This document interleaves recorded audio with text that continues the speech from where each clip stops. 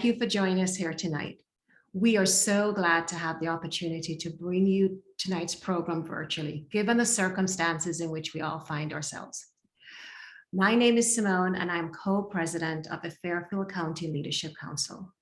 Our council was founded in 2017 to raise awareness for Save the Children located here in Fairfield, Connecticut. Over the past 5 years, we've supported Save the Children's response to Hurricane Maria in Puerto Rico, their work with refugee children around the world, their early childhood education, and hunger programs here in the United States. We have focused primarily in rural Mississippi. In January of 2020, right before the pandemic, 8 council members traveled there to meet children and their parents who Save the Children serve.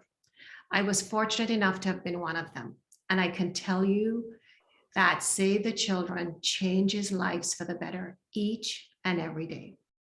So before we start tonight's program, we'd like to thank our major sponsors, Stewletters Wines and Moffley Media. So it is my honor as a representative of the council to introduce to you Janti Soeripto, CEO and President of Save the Children.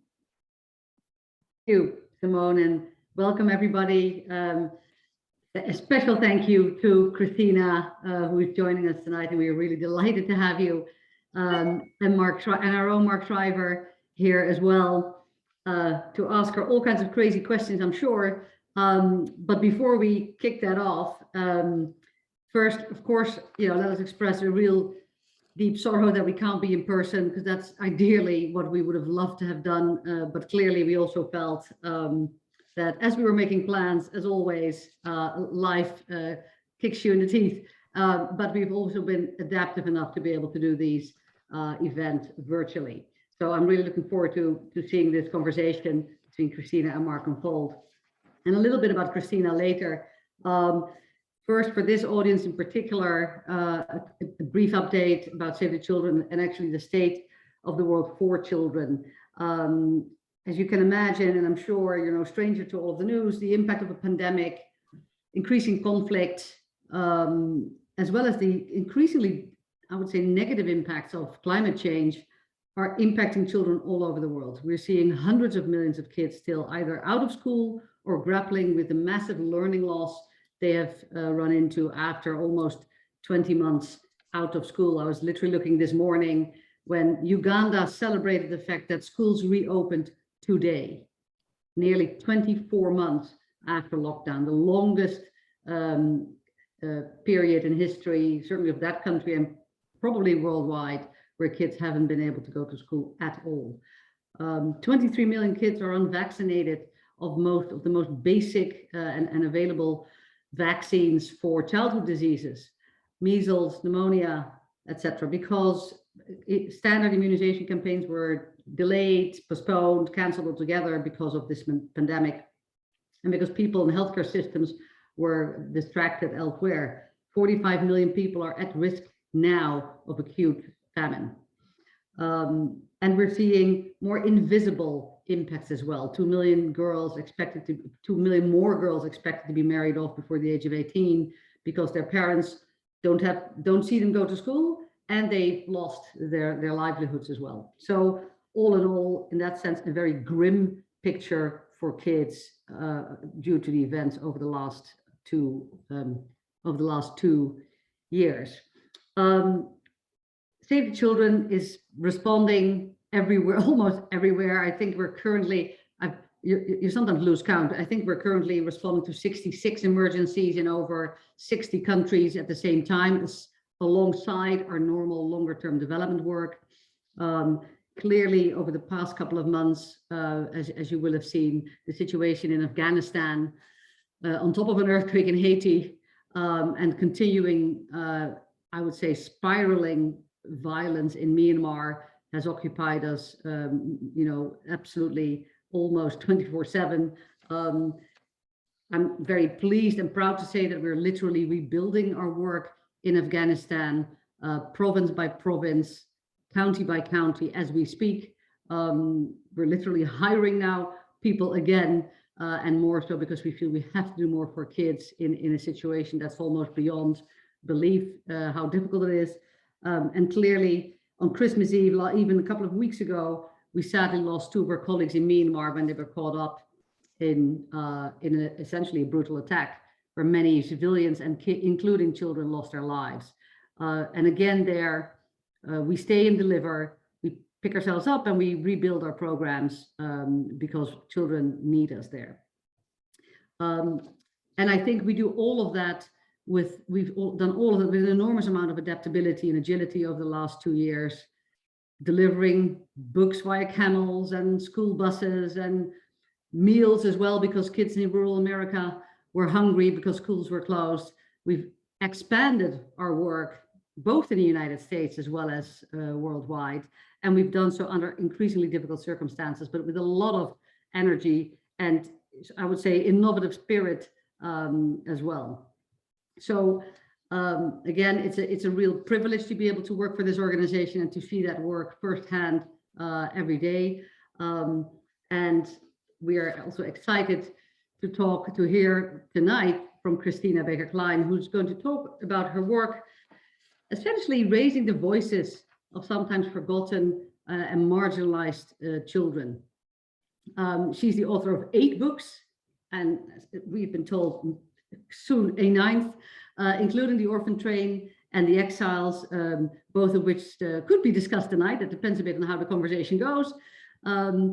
But I thought it was really interesting how Christina's stories weave in modern day stories with historical stories, and actually weaves together fiction with real historical events. And the themes in her work echo many of the issues that Save the Children works to address every day. The issues about marginalization, about forgotten children, about issues that are sometimes really invisible for people. And a little bit about Christina. She doesn't do it herself. She was born in Cambridge, England, raised there as well as in Maine in the American South, a graduate of Yale, Cambridge, and the University of Virginia, and also a teacher at Yale, NYU, and University of Virginia. She's been the recipient of several Geraldine R. Dodge Foundation fellowships and a writer in residence fellowships at the Virginia Center for the Creative Arts. She lives in New York City, where she is today, and Southwest Harbor in Maine with her husband and their 3 sons. And before I hand it over to Mark and Christina, I think we're watching a video first, right? And if Mary or Ada can put that up now.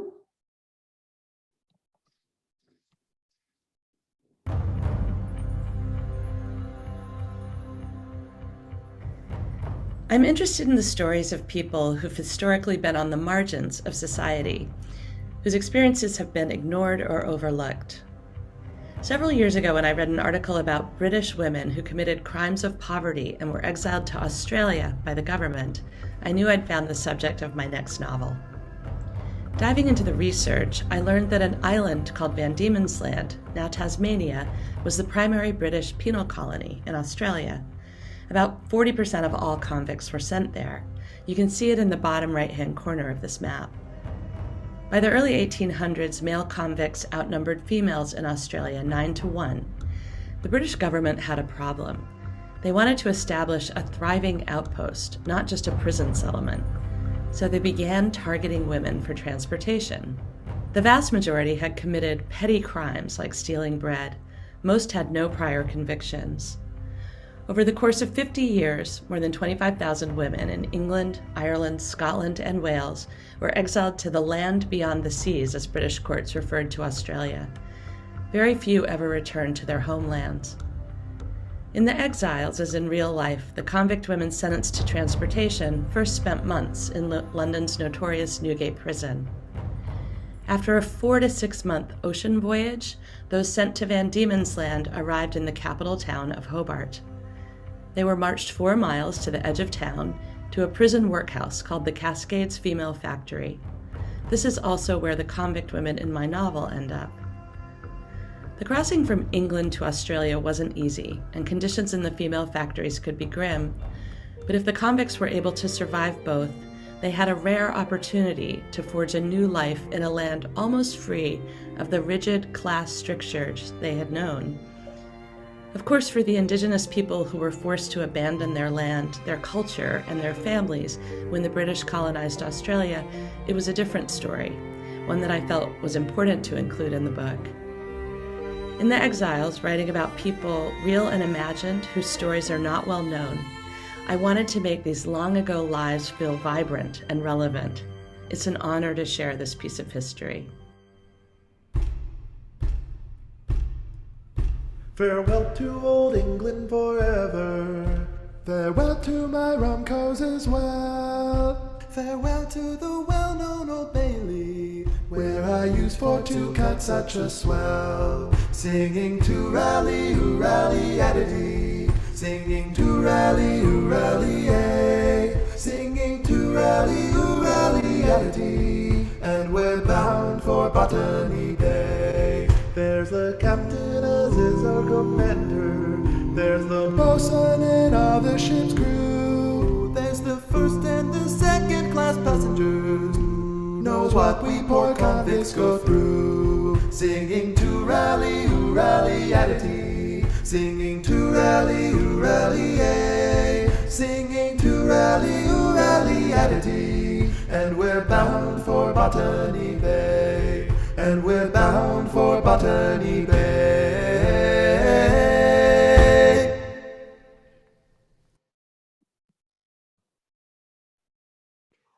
Christina, Mark. Shriver, can you hear me? Yes. Can I? Okay. Well, That was hello. fantastic. And those are your boys at the end? So let me just quickly explain. I should have done this before, but just because I'm sure people are like, what the heck was that? So when I wrote The Exiles, I created a 30-minute presentation, like 40-minute presentation that I would give all over the country, as I did with Orphan Train, my novel that had a lot of historical research, and A Piece of the World, the novel after that. So it took a month. It took all this work. I went over it all with my publisher. And then, of course, COVID happened and it was jettisoned and there were no presentations to be done. But eventually, when the paperback came out, my publisher decided to take that presentation and boil it down to a 3-minute video. And they said, we need some music. And my 3 boys are all singers and a cappella. One of my sons was in the Whiffenpoofs at Yale, and the other 2 run their a cappella groups at Duke. And so they all sang it. They decided to do a sea shanty together, and it's the most popular sea shanty in Australia. So that was how that happened. That was what I was going to ask. Where did that come from? Because it's haunting and beautiful, and your boys have got great voices. Wow, congratulations. It was, that song is, some people say, is the unofficial anthem of Australia, actually, because the convicts, 20% of Australians are descended from convicts. So it really has become a kind of a badge of honor, even though, and we'll talk about this in a minute, but even though there was what they used to call the convict stain, which was a lot of shame around the idea of being a convict or descended from one, as the generations pass, that changes.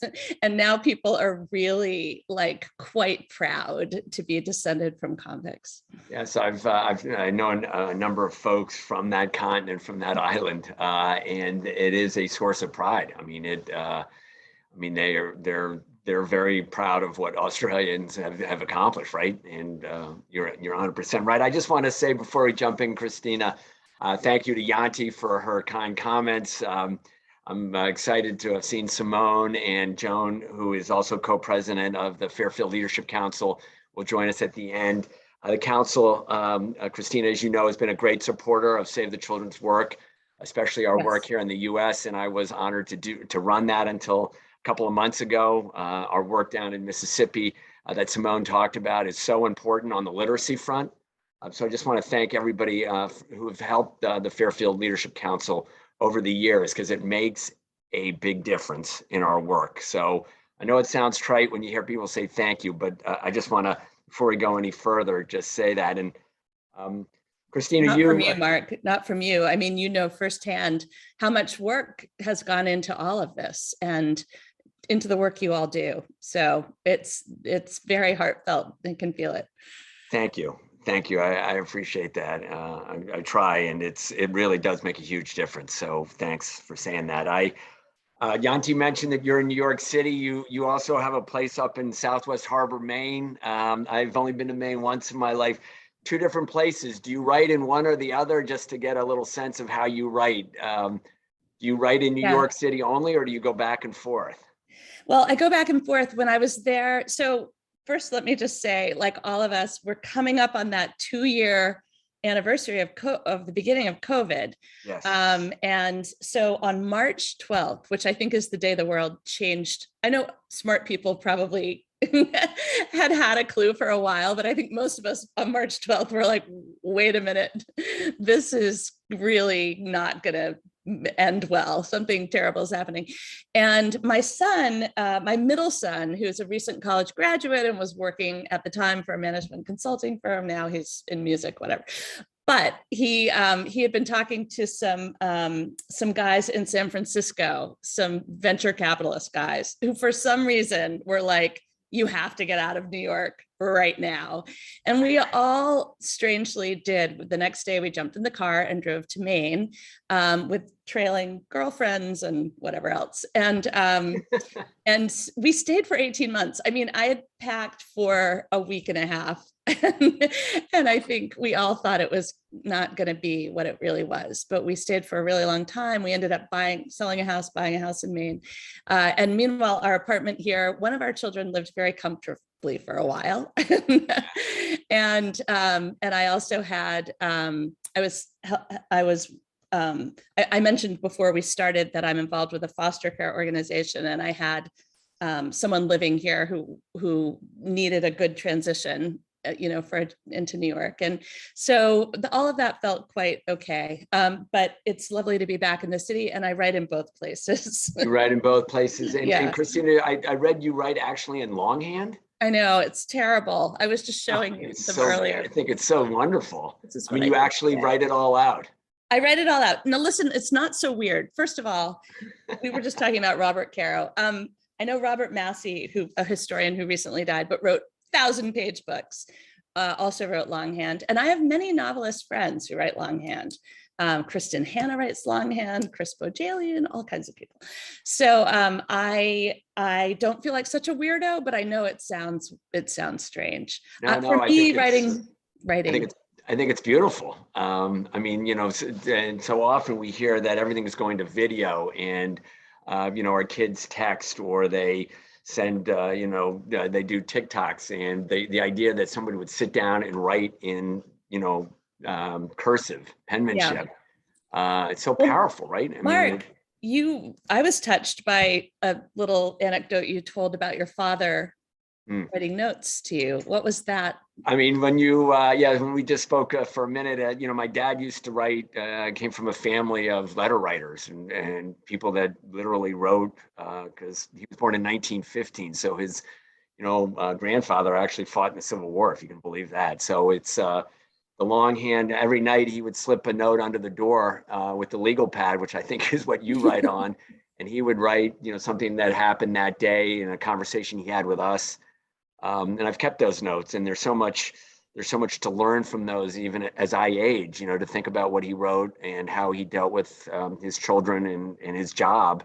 But you have that record, which you don't have on a TikTok, you don't have on Instagram, you don't have on a text that you send your kid that I love you. Yeah, right. If he actually writes it out and mails it to me when I was at Holy Cross College, I got a letter every day from the guy, literally. That's incredible. That's incredible. Well, did it inspire you with your own children? Yeah, I mean, I don't, I don't write as much as my dad did, because I just find it hard. I mean, the guy had an amazing amount of energy and, just wrote beautifully, and it flowed from him like it does from you. And I think, my kids save the ones that I've written them, but and I hope that means something to them. But I think that when you've got that record there and it's not on a computer is really powerful. So thank you for doing that and reminding us the importance of the written word. Well, thanks. I'm not sure my children appreciate it, but I just bought them personalized stationery cards for this very purpose. So we'll see.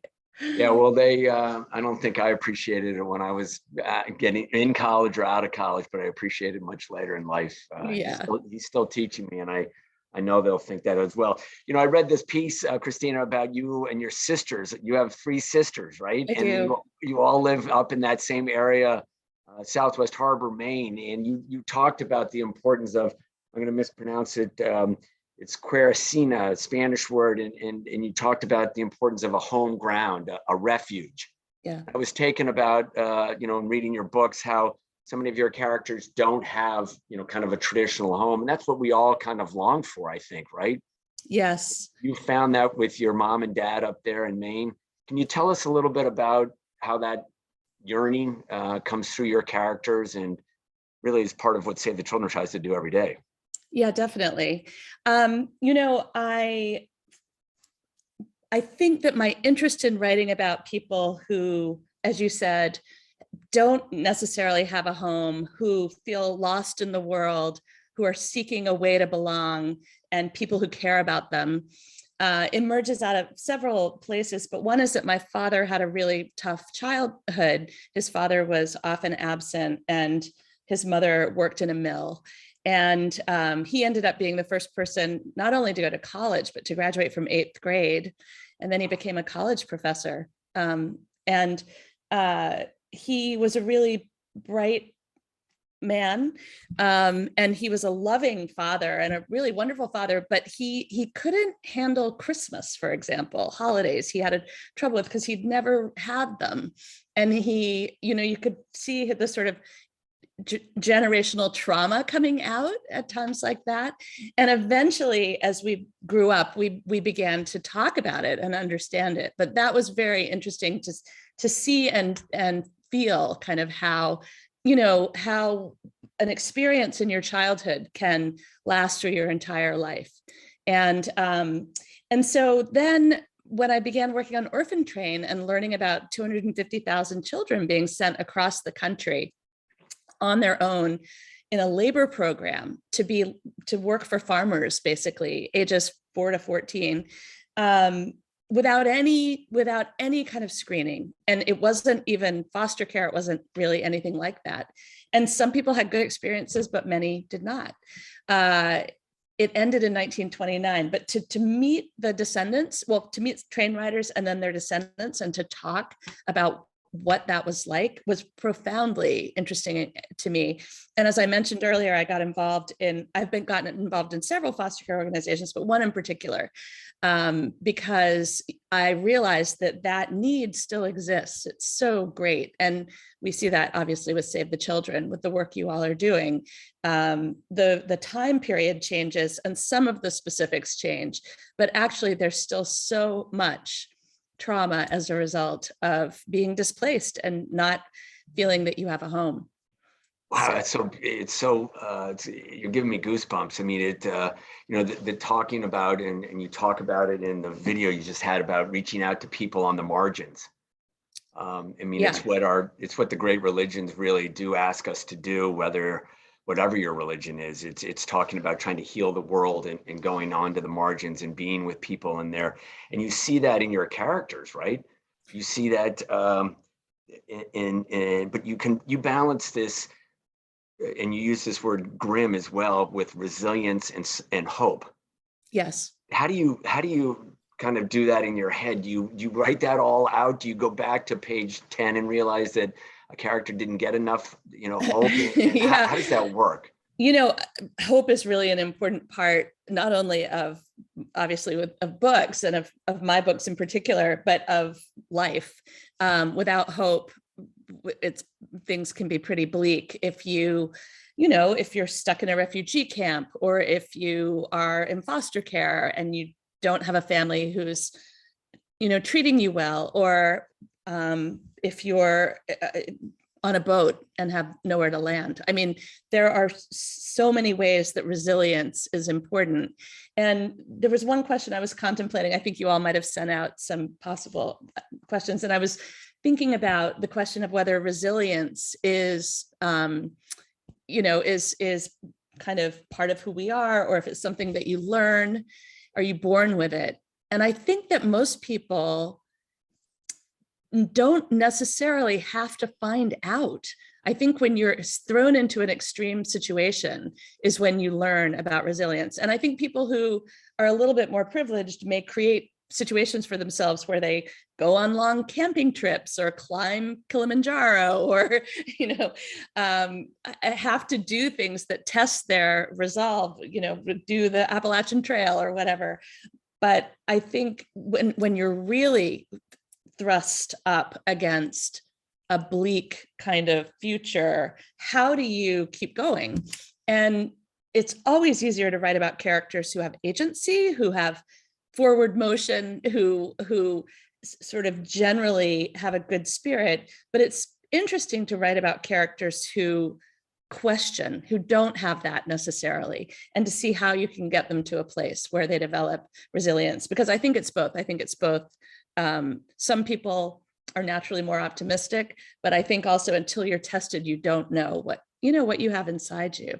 And did you learn some of that from your dad? I mean, you talked about his struggles with the holidays. I mean, but this is a question, was he ultimately a hope-filled person? Very hope-filled. I think this is what propelled him forward in life. He had a great sense of humor. My dad just died in October, by the way. He was a casualty of COVID. He didn't die of COVID, but there were just, hospitals were full, and it was, but he led a long and wonderful life for 83 years. And he was a vibrant human.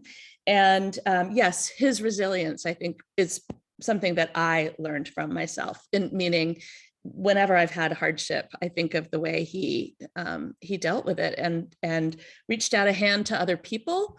You talked about religion earlier. My father went to a seminary in Wake Forest, North Carolina, before going into a PhD program, which he hadn't even known he could do. But he was going to be a minister, and he didn't. But that informed, I think, a lot of his world view and thinking. And even when eventually he sort of questioned religion, he came back to it. And in the end of his life, he was an Episcopalian, which he wasn't when he started. But that, some of the sea shanty that we just sang, but those kinds of hymns I grew up with hymns that had that sort of feeling in the house. And there's something very special about that, whether you consider yourself religious or not.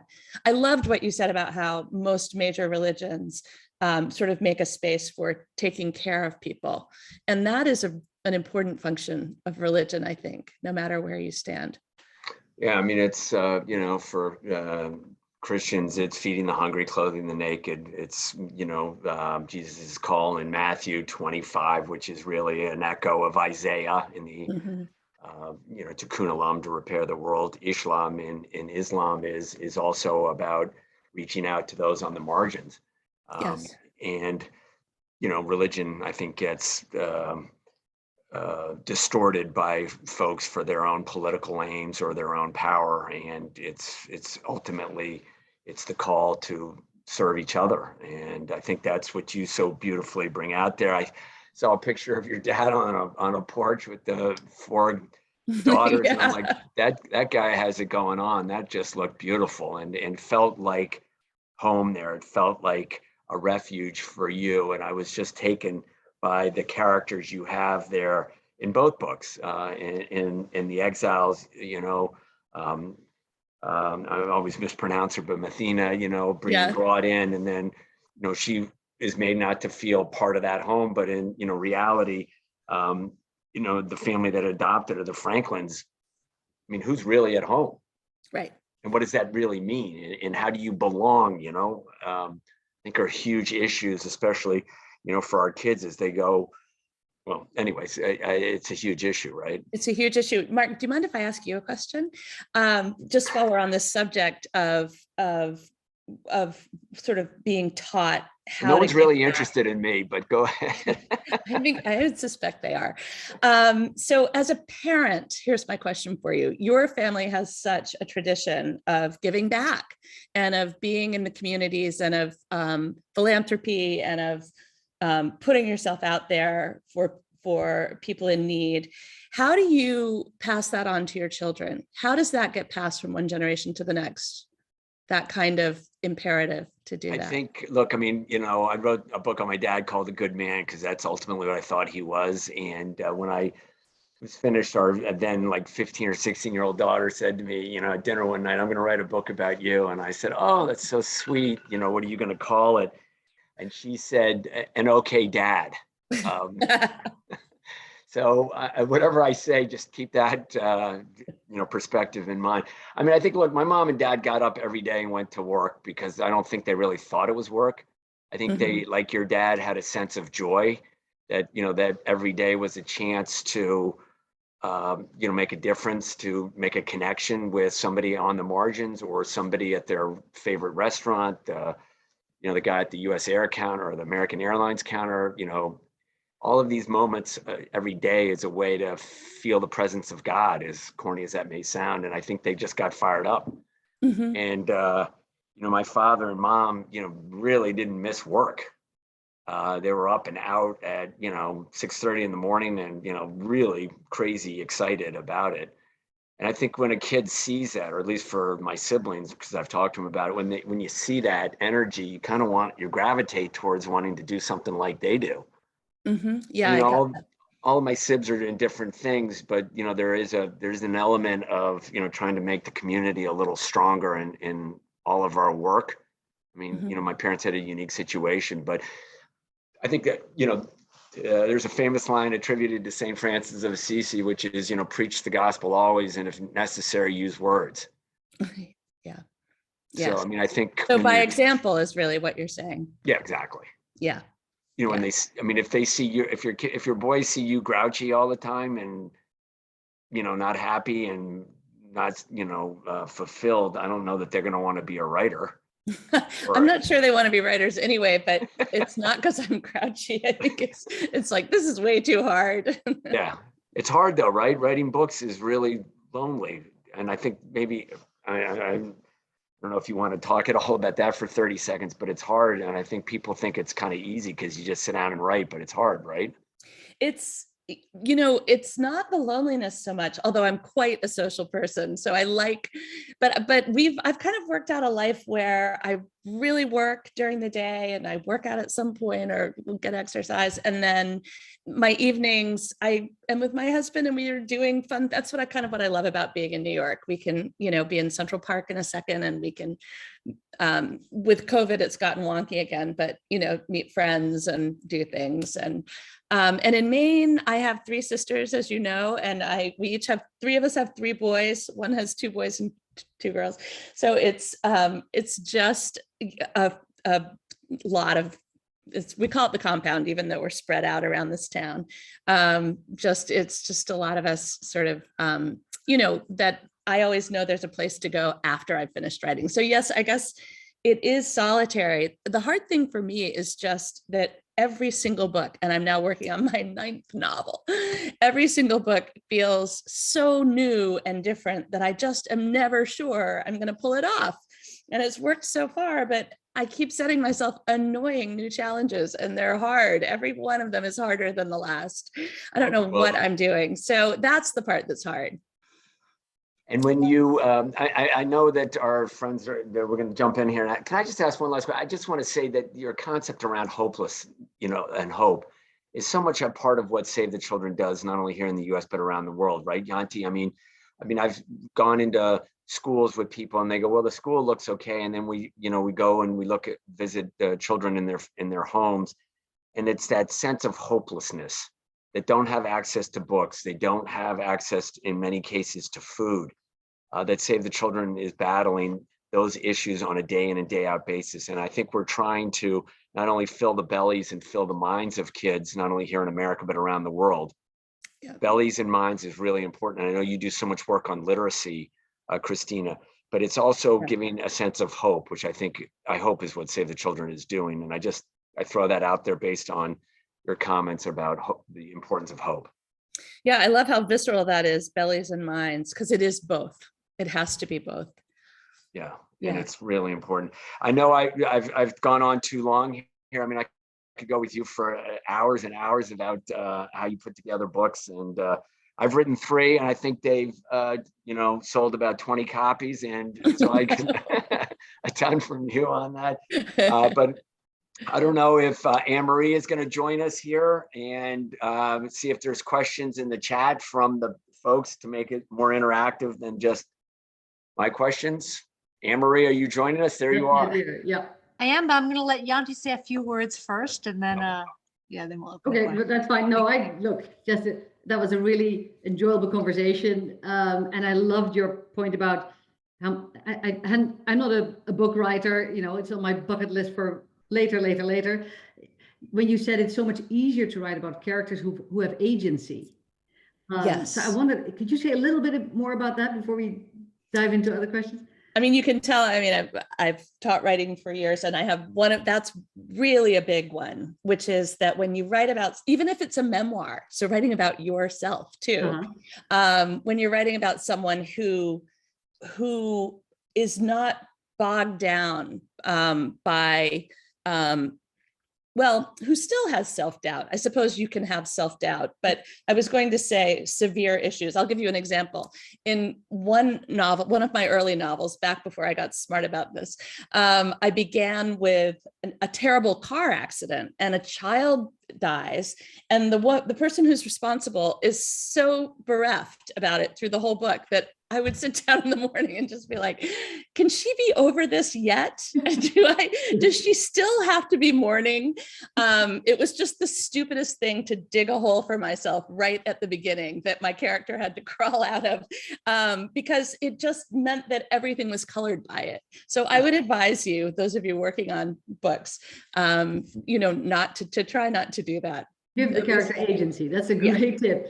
I'm definitely putting that down. So, Anne-Marie, I really wanted to throw it open because I'm sure there'll be people who have questions. I see a couple coming into the chat. Do you want to throw it open? Yeah, terrific. As I said, if anyone has any questions, feel free to send them by chat. And we're going to ask as many as we can in the time that remains. If we don't get to your questions, we'll definitely follow up by email after the event. And I'm happy to talk about anything. Terrific. Well, and so it's funny, the first question that came in was from Ellen Uzinoff, and it was just as you were saying you're working on your 9th book. That's what she was asking about. Are you doing your next book? She wants to know if there's any teasers. So I guess my teaser would be, and this is why I'm saying I'm an idiot. I am writing a novel that's based on a story from my own family that takes place in Civil War era North Carolina. And the reason that's stupid is that yet again, I've chosen a historical period that I know little about, especially in comparison to experts who know a lot about it. There are many serious Civil War buffs, and I'm bound to get many things wrong. And it's a deep dive into another whole world. So my next novel is one of these days, I'm going to write a contemporary book again that doesn't involve quite so much research for years. I have to do 1 year to 2 years of research for these, for these novels, which is, by the way, very fun, but time consuming. Can't wait to see it when it comes out. Another question came in, and forgive me if I mispronounce your name, Tanishka, asked, what made you want to become an author? That's such a good question, but I always like to flip it because I think my answer is every child is born creative, right? Every child sings, dances, paints, draws, writes poetry, writes songs. And the question I would ask is, why do most people stop? I just didn't stop. I just didn't stop doing that.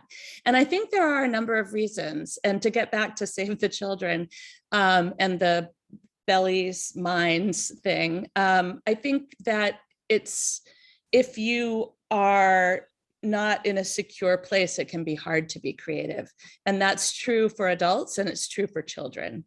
And so I think my parents were a little crazy. They were both professors in the 70s, and it was sort of a hippie household. My mother was a feminist marching in the streets, and I was a little neglected, but they did believe in fostering creativity. So my mother would do things like make books out of blank paper and sew them with yarn and say, you have to fill the whole book and you have to have a beginning, a middle, and an end. And the end needs to be on the last page. So map it out and figure out what your book is going to be. And so in a way, from a very young age, I learned how to write a book. I have lots of books that I wrote to specifications. And then the other thing I would say that just might be helpful to people is that speaking of agency, or speaking of resilience or attitude, I guess, something about me, about my personality. Every writer knows that you're going to get a million rejections. Of course, you don't know that when you're young, but I'm telling you right now, you get a million rejections. And I tell this to my kids who, for whatever inexplicable reason, want to be musicians of various kinds. But I would get a lot of either disinterest or no interest or a rejection or whatever. And I would follow that slim path that had a yes. So I would follow the yes. And I think that's part of the key to it. I would grasp whatever small straw someone sort of passed my way that gave me any glimmer of hope, and kind of believe that and try to tune out the other stuff. And I just sort of worked my way toward that. And the final thing I'll say is that I say this to my boys, just understand that your avocation may not be your vocation. And so I always knew that I wanted to write, but I built a life around writing. I got qualified to teach writing at the college level and literature and women's studies. I worked as an editor for 25 years as well, a freelance editor, and I worked for magazines and stuff. And so I had a marketable skill. And then I also had this, and eventually now I write full time, but it took a while to get to that point.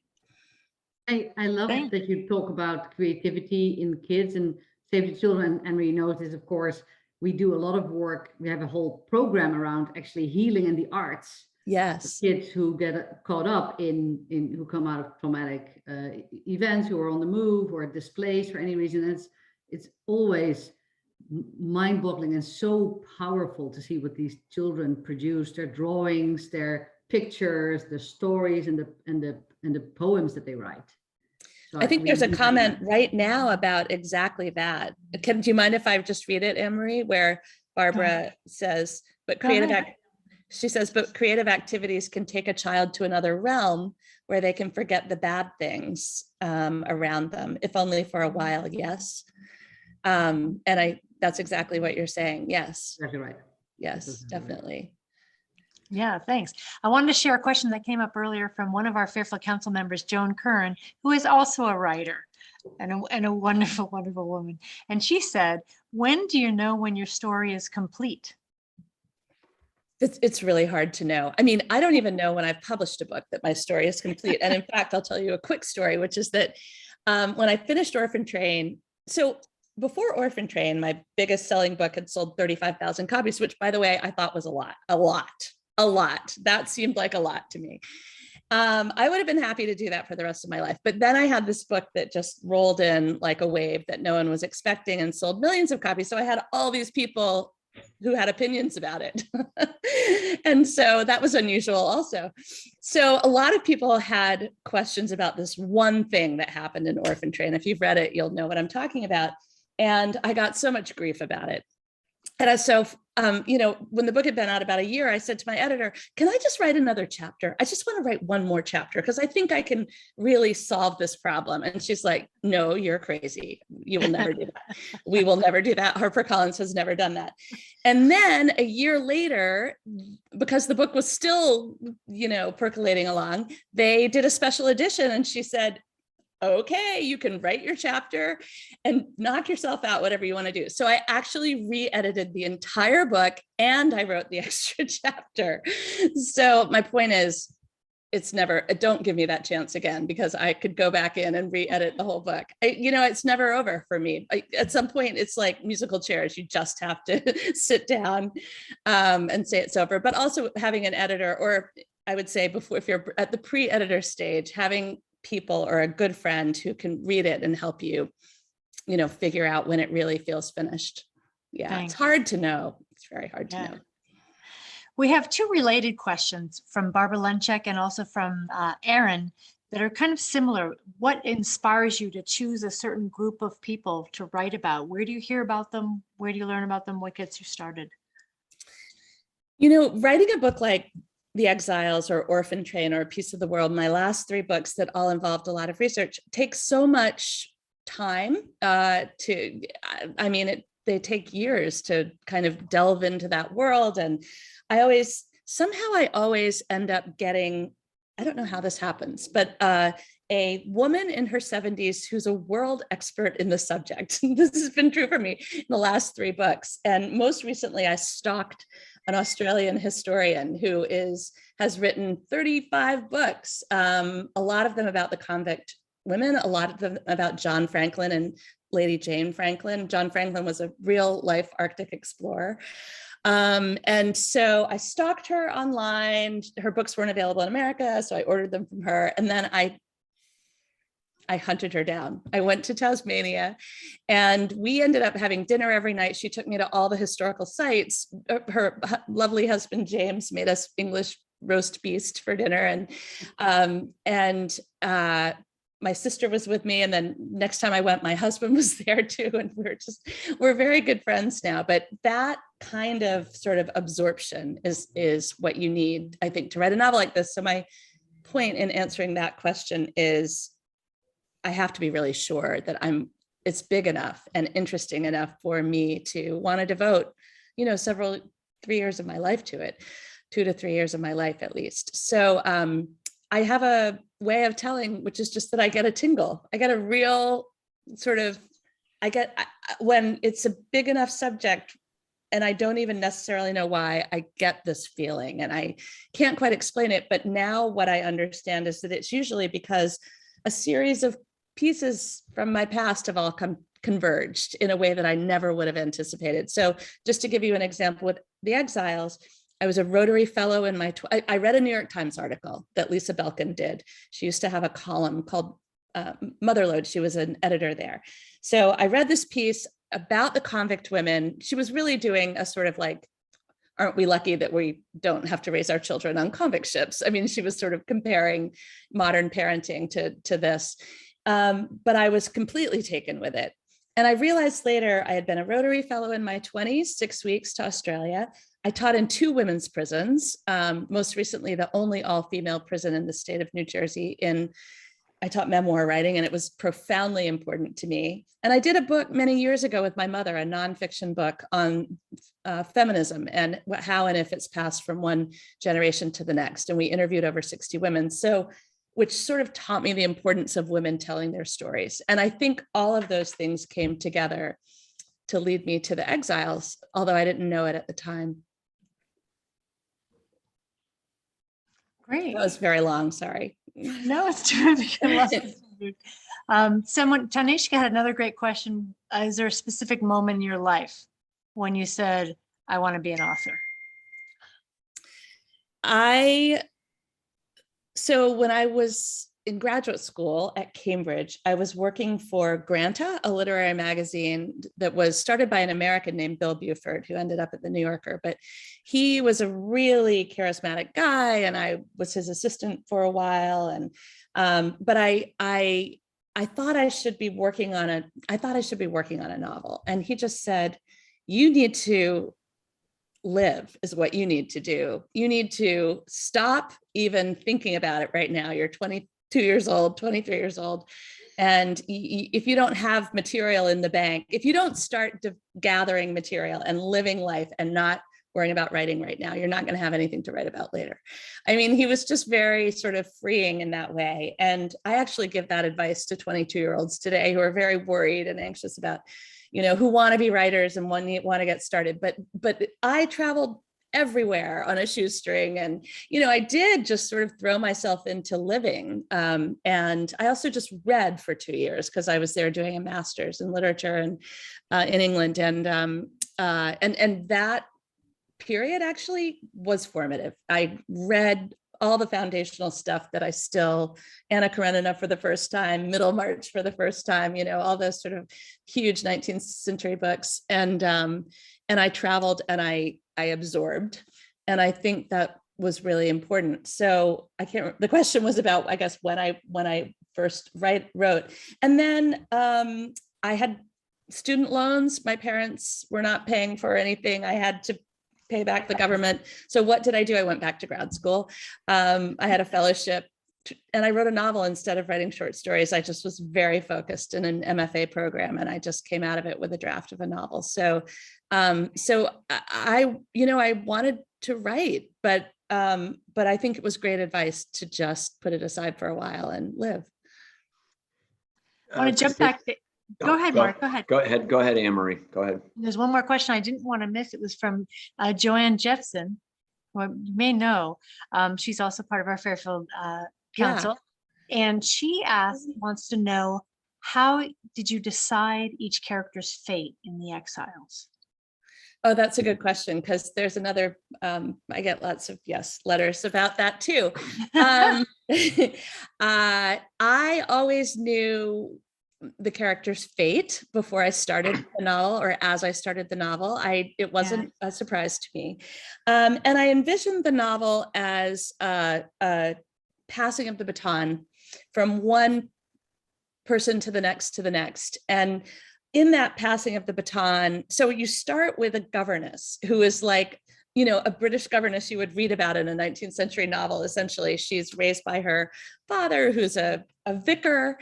She has no life skills. She only knows how to read and think about literature and poetry.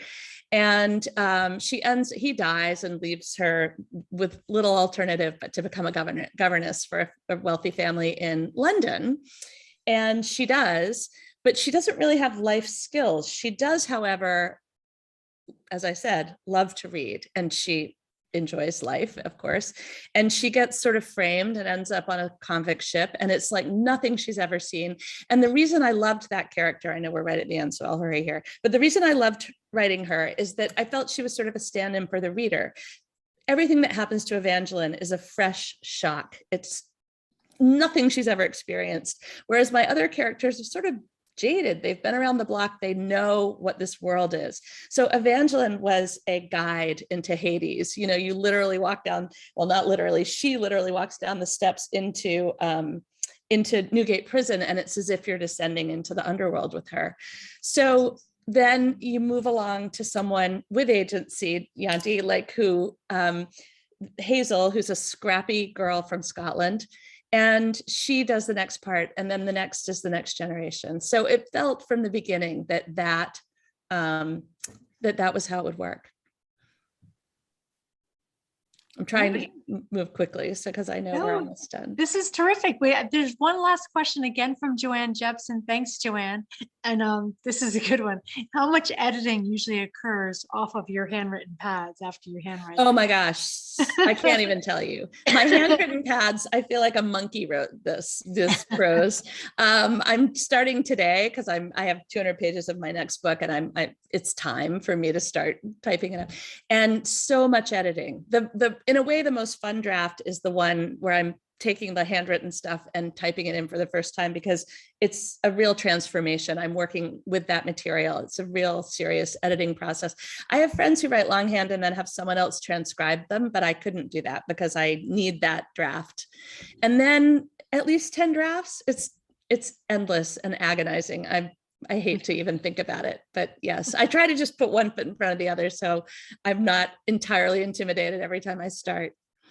Well, I'm sure I'm not alone in saying I cannot wait until your next book comes out. Can't wait to see it. Well, thank you. Thanks so much. I want at this moment, we're unfortunately running out of time. I wanted to pass the mic over to Joan Panagos, our other co-president. Thanks, Joan. Thank you all for joining us tonight. Again, as she mentioned, I'm Joan Panagos, and I'm the co-president along with Simone Hewitt. We are so proud to represent Save the Children. They are an incredible organization who looks out for the forgotten, just like many of the characters in the books we discussed tonight. Right here in the US, there is a great need, even though sometimes it can be hard to see it in our day-to-day lives. Over 30 million children in this country rely on free a reduced lunch at school for some or all of their nutritional needs. And millions more are struggling to catch up academically after the disruption to in-school learning caused by the pandemic. Save the Children is working in remote, under-resourced communities across 10 states, making sure that families have food on the table and that kids have the resources they need to succeed in school. I hope you could consider a gift tonight in support of these needs for children right here in the US. If you look in the chat, there's an email address. I apologize, the link wasn't working for some reason. So if you email Mary, she will send you the link and you can make a donation if you would like. Thank you very much for joining us for this wonderful evening. And we hope to see you again at another event. Thank you. In person, maybe, right? Yes, hopefully in person. We're crossing our fingers. Thanks so much. Thank you, Christina. Thank you. Thank you, everyone. Thank you, Christina. Thank you so much for having me. Yay. Save the Great. children. Wonderful.